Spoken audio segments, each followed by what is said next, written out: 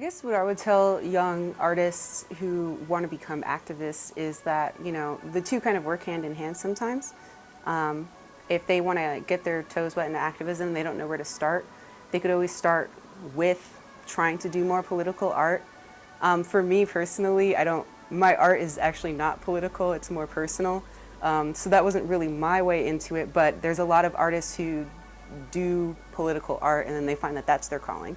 So they're still focusing directly on their art. A lot of screen printing techniques, which is huge in the political art field because a lot of the old revolutionary slogans would get printed through like that old technique. So that I see that making a comeback. I think it's really cool. In fact, my favorite local artist just worked with a bunch of incredible other artists to do a mural of myself and other women that I organized with, and they did it in that style.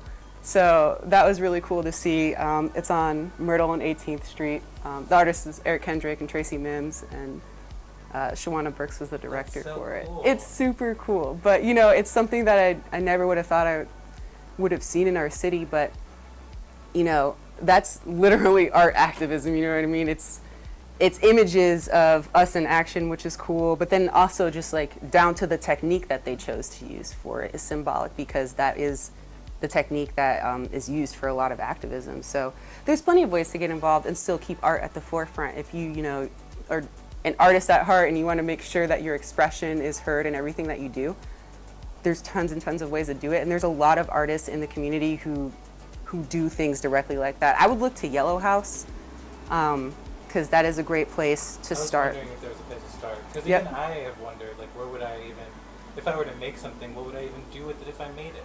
Yep, Yellow House is a wonderful place for young artists who are trying to get directly involved in activism. It's in Riverside. Hope McMath is the director there, and she's very big on just kind of helping artists get directly involved in activism and having their art tell the story of what's going on. Some people are better at doing the activism part, and then some people are better at the art part. Like, I wouldn't necessarily be someone that could stand in front of the camera and do all the talking and stuff, but it would be cool if they, were able to use my art to facilitate whatever it is they're saying. Definitely agree. I'm better at the activism part than the art part. So, I understand that for sure. The art for me is just definitely like raw expression, like I feel a way, so I just have to get it out. But that's really, that's how a lot of artists are, Mm-hmm. Like, yeah. really escape It's so funny. I got to a point where I felt disrespectful calling myself an artist because there's so many artists, like they go to school for it or they just, spend more time on it. Like it's their number one thing that they do. But then it's like you're saying, they spend so much time doing art and focusing in, they feel like they can't step into the other sphere. Exactly. And it's totally the opposite. Like more artists, more expression coming out there because I can give speeches, I can, do a bunch of things out in the community, but I'm also looking for creative ways to get our messages out there. You know what I mean? Like giving a speech every now and then, having a rally, those are all great things and they definitely work, but seeing a mural that has our message on it is awesome. Seeing, the Folio came out and you have artists who are talking about activism while having their artwork displayed. Like those are cool things and it just grabs people because, art, even if it's not overtly political, even if it's something more personal, art speaks to people and it sends a message in a way that a speech kind of doesn't. People really don't really understand what's happening in their own city. And like you're saying, like the news is great, I guess, sometimes. Like it tells you kind of what's going on, but like it's hard to insert yourself into that. Like it is like watching a TV show where you're an audience member. Yeah, you're an audience member. You're not like in it, you know what I mean? It's a weird divide. But, art, what art means to me is expression and vision and being able to just imagine the world that we're fighting for and being able to express and create it. Even though my hand and my brain have a very antagonistic relationship, like it never quite works out.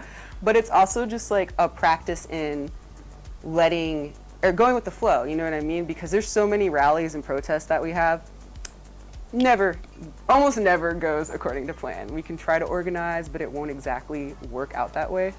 But that's kind of like with art, you know what I mean? It really is. I find that interesting because that's something that I see in a lot of my interviews with artists is that they've had to learn how to go with the flow. You just have to. That is a skill of like you cannot really marry an idea because that can cause problems for you later down the road, whereas you're always having to adapt. Yeah. Change to what needs to be changed. It's so true. You have to just be able, and then you're still your end product still hits the message. You know what I mean? You've still reached people. People are still connecting in it in some way. You know, we've had rallies where, oh man, like pretty much everything has gone wrong.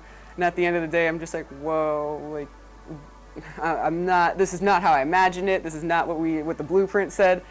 And then we still have so many people afterwards that are just willing to get involved, want to sign up for JCAC. They want to, they'll say that something happened that day that changed them. So, it's the same with art. You work on a piece and in your head it's perfect. It comes out, you're like, what is this? But if you put it out there and you're not afraid to put it out there and you stick it through to the end, even if it doesn't go the right way, you're reaching people. People are going to see that, and they're going to connect to it in a way that you would have never thought. Because you're not really doing it for other people, but that's just the beauty of building community. Getting arrested was a big thing for me, getting arrested at a protest, and then having the organizers in my life that, I started going to protests a lot, and I started seeing that that's kind of what I wanted to do. I started with like food shares and stuff, the usual thing where it's like, okay, there's organizations feeding people, that's cool. Then I started realizing it felt like missionary work. So you started small. Yeah, small. I would say super small because like those food shares are great because they help people directly, but it's such a Band-Aid on like a huge gaping wound. You know what I mean? You're just like, you feel good for that moment because you're directly helping somebody, and then you go home and you're like, oh, like they're so like it's never gonna fix it. Yeah, and the anxiety just kept mounting and mounting. I was like, there's gotta be a way to tackle the root issues. There has to be. And then you got into legislation. Well, like no, getting arrested was really it. So it's like the anti-war stuff was always really big for me because it's crazy. We have a whole generation that was born into a war. So it's not shocking to them anymore. Like they play video games where they're like in a war killing people. It's kind of weird stuff, but like for me, the war in Iraq and the war in Afghanistan, I'm still mad about that. Like I'm still just as angry as when I was like in middle school and high school and like finding out about it. So it's just like, there was an anti-war rally. It was the first one I went to in like 2014. I was like, oh, hell yeah, like anti-war, bringing it back. Like people are still mad about this. So I went to that. That's how I kind of first met everybody. And I liked the group, what they were saying. I liked that they were talking about, the root issues of these things. And so I kind of hung around the outskirts. I was trying to help them out as much as I could. Then 2017 comes along, and it's another anti-war rally because Trump dropped 7 Tomahawk missiles in Syria. So I'm out there, and it turns into a police brutality thing because the police, there was an agitator from out of town who came and did his job and got people riled up. And the police just started laying beatdowns on us. So, yeah, and then we were the Jax 5 because, up until that point, there was never an attack on protesters that was that violent. So I got my shoulder dislocated. I got my ass handed to me. I got my ass kicked. Like I was very comfortable beating women. So we all got arrested. What and year was that? 2017. Yep, Jax 5, April 7th. So we became the Jax 5, and those organizers who had kind of been following around, kind of taking hints from, immediately were able to organize, take the media narrative, because that was the first thing, was the police let out their police reports, which is lies. It sound what they wanted to sound. Like, mine said I had like a weapon the first time, then it said I had like drugs or something. It's all just lies, you know what I mean? So I was really impressed with how quick they were able to move. I was like, how are y'all able to like do this? Then they immediately had like a 200-person rally outside of the courthouse the next day, and all the charges were dropped so quickly. So it became really evident to me that like organizing and being part of an organization was critical if I wanted to be serious about activism, and if I wanted to like be able to take risks and have a support and safety network behind me like that. And through that I found that there's a group of people who understand this already, and they can show me the way, and they have mentors in other parts of the country, which I didn't know. Like I didn't realize how big and connected the web was. Like we have mentors up in Chicago, you know what I mean? I met Angela Davis, who was leading one of the conferences for our organization And one of our older mentors too was part of that conference, you know, and, the chair for our shocked by organization. like how easily they were going to be able to falsify those records on Yes. people if you didn't have the connections. Like, Exactly. Because if you weren't connected, you would have been screwed. I would be sitting in prison on battery and a law enforcement So there's plenty officer of people charges. who are definitely in jail Yep. with false. Like if you were going to go for something that wasn't real. Political prisoners are, you know, something that's really close to our organization is like fighting against political repression and like trying to get political prisoners out of prison and jail. And you know, the Alliance conference that we went to in Chicago is the National Alliance Against Racist and Political Repression, and it's just it like really upsets me even thinking about how many people are there. You know, I got lucky in a sense that like there were like several camera angles and stuff because people have cell phones now and they can film it, but that doesn't always matter these days. Yeah. And but I think the other thing too was the news was at the rally. So at like 5 o'clock news, it's just me getting slammed by a cop. That incident is what formed the organization that we're in currently. Because before that, it was doing, you know, anti-war stuff, you know, labor organizing and stuff so it like wasn't that. as focused, you were a little bit more. No, we created like, you know, we have to fight for people who are dealing with these kind of, and it was hard, you know, it was hard to get support for people to kind of, quote unquote, take on JSO, but I mean, it's not even really what it is. It's just about like, just making sure that our community's not harassed and that they can't kill with impunity anymore. Like, it's crazy, right up the street, so we're by 10th Street, right on 9th and Liberty over there. Vernell Bing Jr. was shot in the back of the head, 2016. So before all that crazy stuff happened, but that really like shook me a lot because I had just met him through a mutual friend. It's like the neighborhood, you know what I mean? So it's like I have friends around here, so I just met that kid. Didn't talk too much. He was like really quiet, so we didn't talk that much. And then I found out he died, and I was like, whoa. And then I found out he got shot in the back of the head by the police. I was like, and then on the police report, it said that he was like charging an officer and like threatening them, which is crazy. Nobody's trying to fight a cop. Like, and you can't charge from behind. Like, you can't that get part, shot from behind. like You it's in the back of the head. You know what I mean? So it's just like, then we find out that cop goes on in 2019 to kill a homeless person, and then he kicked the teeth.